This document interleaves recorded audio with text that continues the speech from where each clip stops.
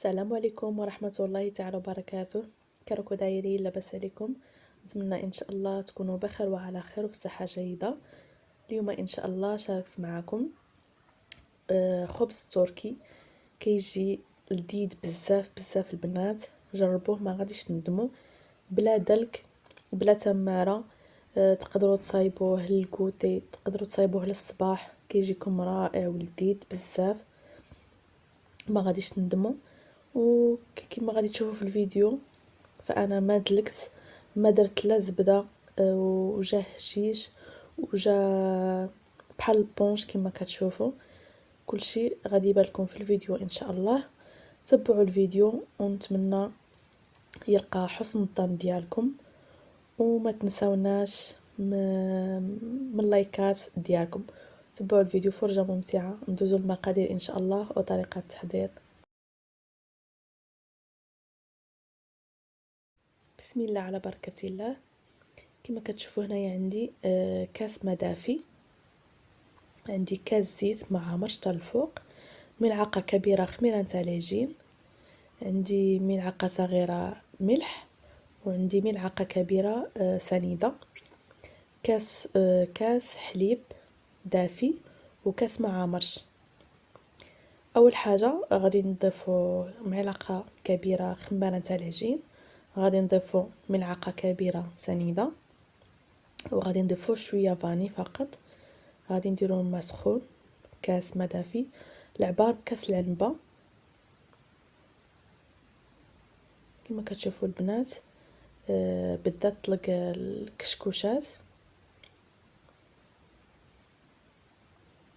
من تدوك كشاكش غادي نضيفو لها كاس زيت مع مرشطه الفوق.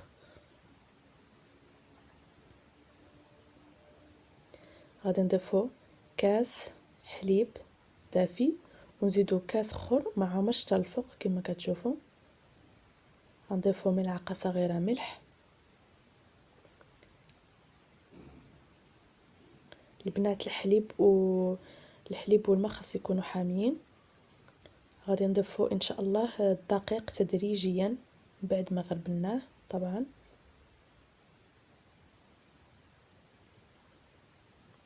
كما كتشوفوا غادي يولينا بحال خليط نتاع الكيك. البنات انا هنايا عندي درت 5 كيسان دقيق في هاد المكونات.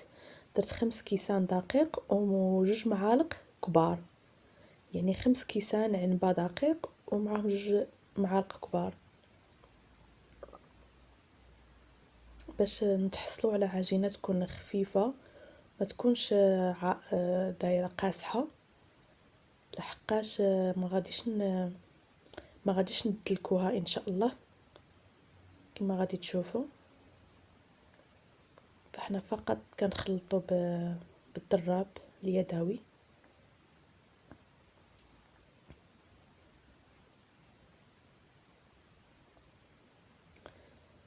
كما كتشوفوا البنات فانا هنايا غادي نزيد ايضا 2 ملاعق كبار دقيق على 5 كيسان. البنات انا كنعطيكم العبار اللي درتو في هاد المكونات.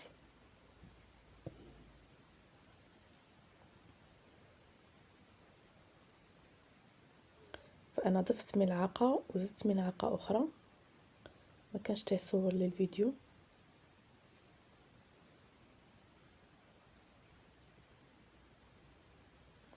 كما كتشوفوا من بعد ما جمعنا الخليط فغادي نجمعوه شويه بيدينا، فقط غادي نجمعوه على هذا الشكل.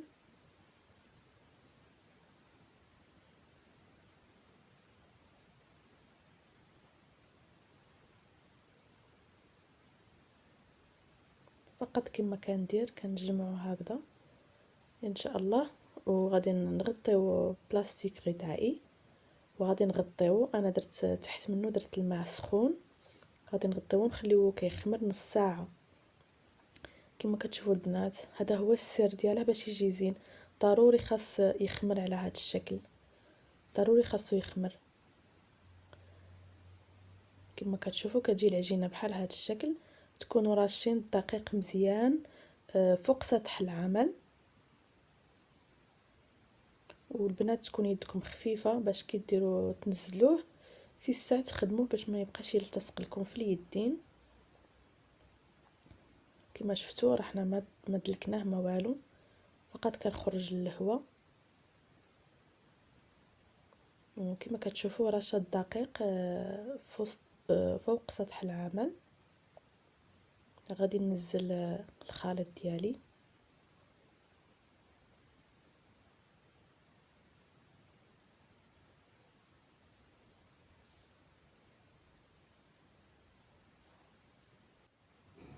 كما كتشوفوا البنات، كما قلت لكم تبقاو تجمعوه دغيا، فهي غادي تولي تجمع لكم العجينه كما كتشوفوا على هذا الشكل. وانا قطعتها على 3 كويرات. تقدروا ديروهم على وحده كبيره، تقدروا ديروهم زوج صغار، ولا ديروهم كما درت لهم انا. درت 3 كويرات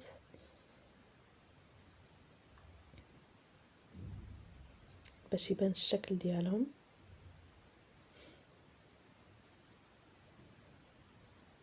شفتوا البنات راه كانت العجينه جاريه جدا. ايوا من درنا الدقيق من التحت وجمعناها فهي تجمعت بكل سهوله. كما كتشوفوا هنا درت ورق غذائي ودرت الزبده من التحت. ضروري ديروا ورق غذائي ولا تدهنوا مزيان باش ما تلصق لكمش من التحت.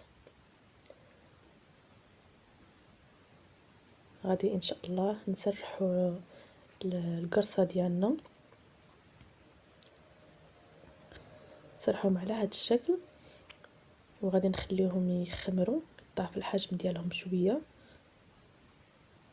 كما كتشوفوا هنايا فانا للدهن درت حليب، درت صفار بيضاء، ودرت فاني.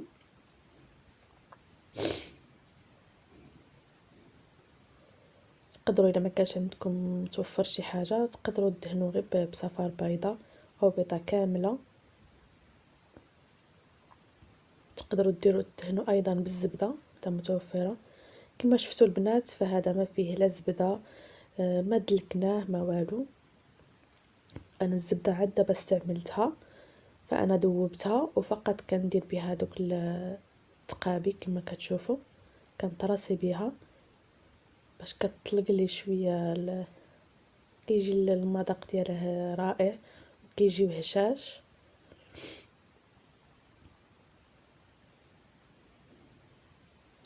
راه البنات واخا ما تتبعوا هاد الطريقه، واخا ما ديروا له الزبده في الاول وما غاديش تدلكوه، فقط هو غادي يجيكم رائع جدا. وكنشكلوه. معروف عليه الخبز التركي هاد الطريقه نتاع التزيين دياله. البنات كتنتقبوه مزيان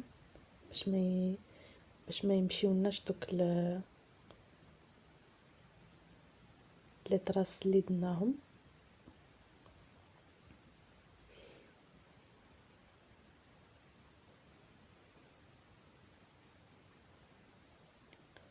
البنات كما كتشوفوا هنايا غادي ندهن ان شاء الله.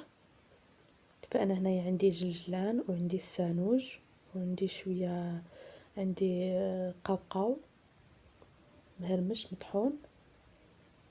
تقدروا تزينوه باللي كان متوفر لكم في الدار واللي بغيتو. ندهنوه مزيان وندهنوه حتى دوك اللي درناهم دوك لي طراس حتى هما ندهنوهم مزيان.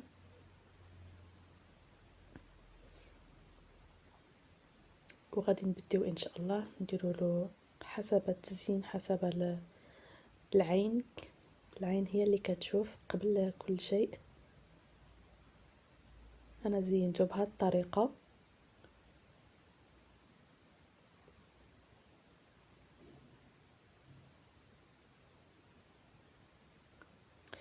البنات انا غادي نكمل التزيين تاع هاد الخبزه، وغادي نكمل التزيين تاع الخبزات اللي باقيين ان شاء الله، ونتلاقاو في الشكل النهائي من يطيبوا. هي الفران انا دايرته دابا كيسخن، ضروري يكون سخون الفران. نطيبوهم من التحت ان شاء الله، ونوليو نشعلوا عليهم من الفوق. ومن نحيدوهم نديروهم في شي زيف باش ما ينشفوناش. الا كنتو ما غاديش تاكلوهم في داك الوقت ديروا لهم شي زيف. كما قلت لكم ان شاء الله نكمل ونتلاقاو في الشكل النهائي.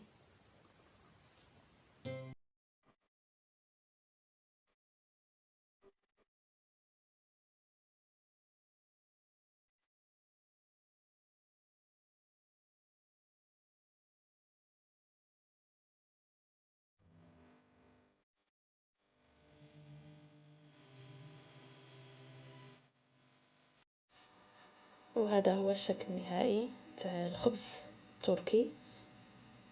انا قطعت هنايا مورسو باش تشوفوا كي جا داير من الداخل. المنظر ديالو كيشهي، وحتى المذاق صدقوني كما كتشوفوا كيجي بحال البونج، وحتى من الداخل كيجي رائع وكيجي خفيف، والمذاق كيجي بنين بزاف بزاف. نتمنى تجربوا الطريقه ديالي وتردوا عليا في التعاليق كيف جاكم. نتمنى ان شاء الله يلقاكم هذا الفيديو وانتم في صحه جيده. وإلا عجبكم الفيديو ما تنساوش تشتركوا في القناه وتفعلوا الجرس باش يوصلكم كل جديد، وتبارطاجيو الفيديو مع الاهل والاصدقاء. وشكرا على المشاهده وشكرا على التواصل ديالكم. وما تنساوش دائما قناتكم إلياس عمران. وإلى اللقاء في فيديو جديد إن شاء الله. فرجة ممتعة وشكرا لكم.